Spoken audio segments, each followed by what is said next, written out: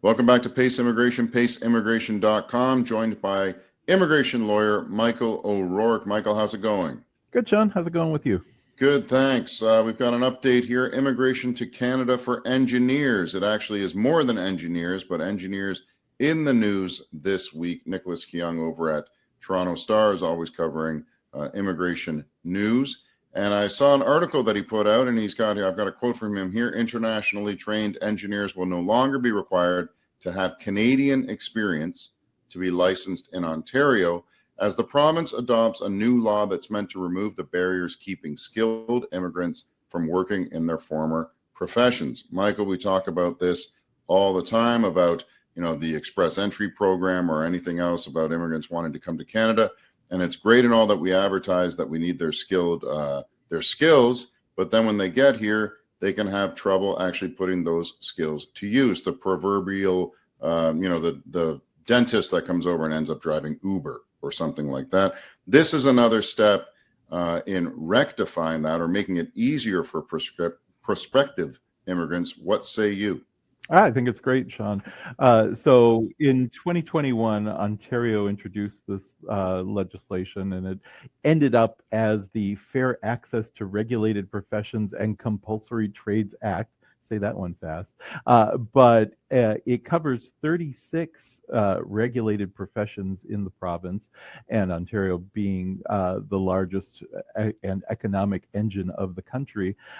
This is going to resonate throughout Canada, hopefully. But new legislation removes a Canadian experience component from any sort of regulated profession which would require Canadian experience to apply for licensure. Right. Take us through a little bit about, some people might be sitting back and maybe they worry a little bit. Does this mean that you're going to get unqualified engineers and the like? No. Say, for instance, with engineers, there's still a requirement that they have to have had 48 months worth of experience and verifiable experience where they've had responsible engineering roles. It's a rigorous process to become a licensed professional engineer in Ontario. You're not going to get fly-by-night engineers with crackerjack box degrees. It's still going to be as rigorous as before, but they're just going to take out the requirement that an engineer would have had to have had experience specifically in Canada. Yeah, I mean, it was kind of an odd requirement in the sense that if you are going to advertise for immigrants to come over to Canada and practice their trade, but then also demand that they have a Canadian experience in that trade in the first place, very chicken and egg. Yeah, exactly. And it is another barrier that just dissuades qualified people from coming to Canada and from working in Ontario specifically. What is your expectation on how this is going to affect programs like express entry and the like? I don't think it's going to have much impact on the federally designed programs, but it might be easier for people to come and work temporarily in Ontario and then apply. One of the greatest barriers that we see is not only these professional colleges or professional regulatory bodies being very slow and holding up qualified applicants or otherwise qualified applicants because they don't have specific Canadian experience. The other barrier that we see is for Canadian employers preferring or demanding Canadian experience and thereby just not considering large chunks of very qualified people. I don't think it's going to have any sort of detrimental effect on our federal immigration programs, but I'm hoping that more people are able to take advantage of them and to become permanent residents.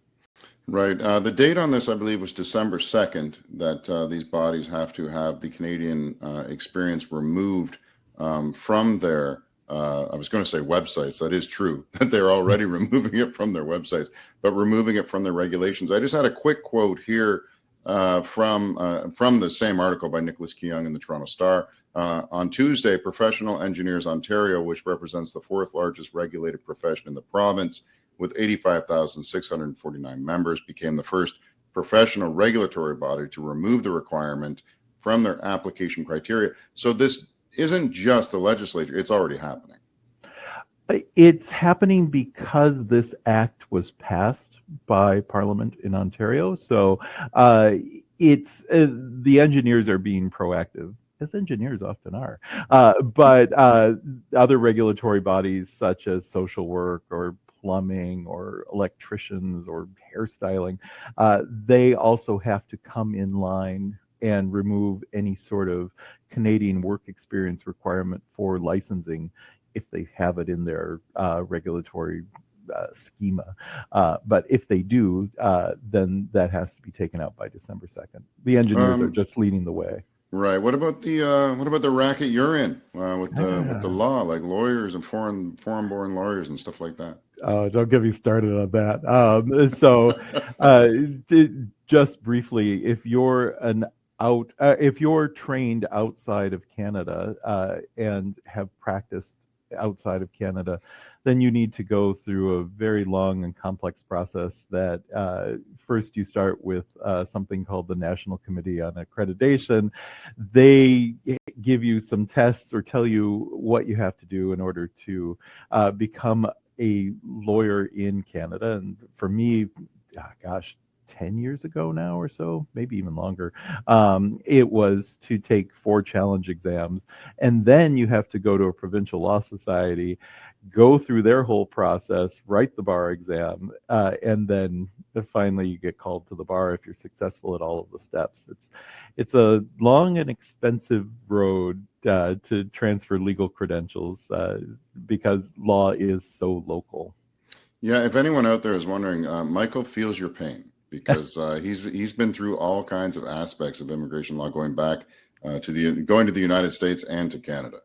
So yeah, I have literally done it all, from work permit in Canada through permanent residence, through citizenship, and also localizing my law career here too. So right. Yeah, excellent. I've been there. Yeah, thanks, Michael, for this. Anyone with any questions can contact Michael at mo'rourke@pacelawfirm.com. Michael, thanks for this update. We'll talk to you again soon. Thanks so much, Sean. Take care. Bye-bye.